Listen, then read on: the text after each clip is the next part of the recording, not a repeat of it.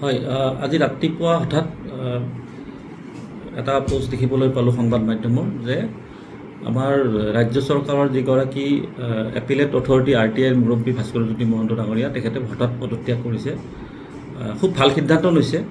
অৱশ্যে সিদ্ধান্তটো তেওঁ আৰু 1.5 মাহ পূৰ্বে ল'লে হয়তো তেওঁৰ অসমৰ ৰাইজৰ প্ৰতি এটা ভাল ভাৱ থাকিলে পলম হ'ল যদি যিয়ে নহওক সিদ্ধান্তটো ভাল লৈছে।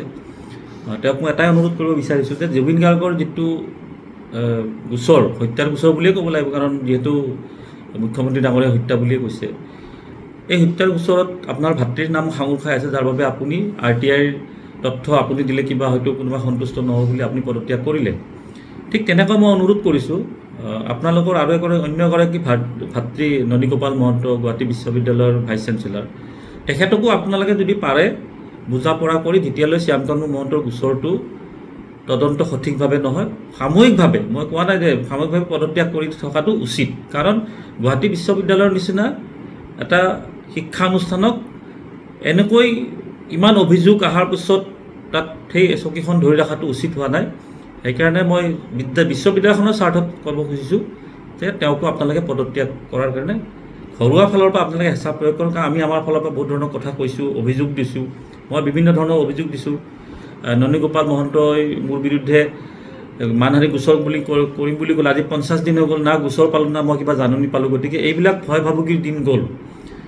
আৰু যেতিয়া দেখিলোঁ যে মোৰ বিৰুদ্ধে গোচৰ দিয়াই নাই, তাৰমানে নিশ্চয় তেওঁৰ কিবা বিশ্ববিদ্যালয়ৰ দুৰ্নীতি আছে, মই যিধৰণে অভিযোগ দিছিলোঁ।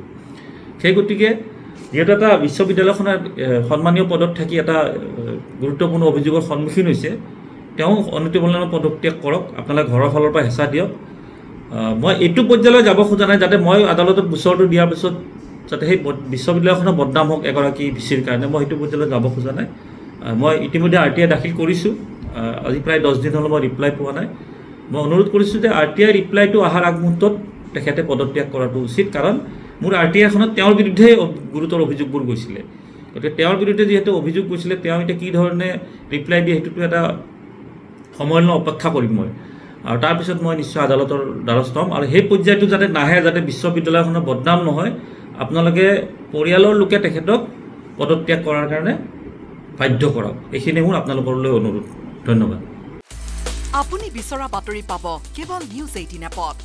নিউজ 18 এপ ডাউনলোড কৰিবলৈ স্কেন কৰক এই QR কোড।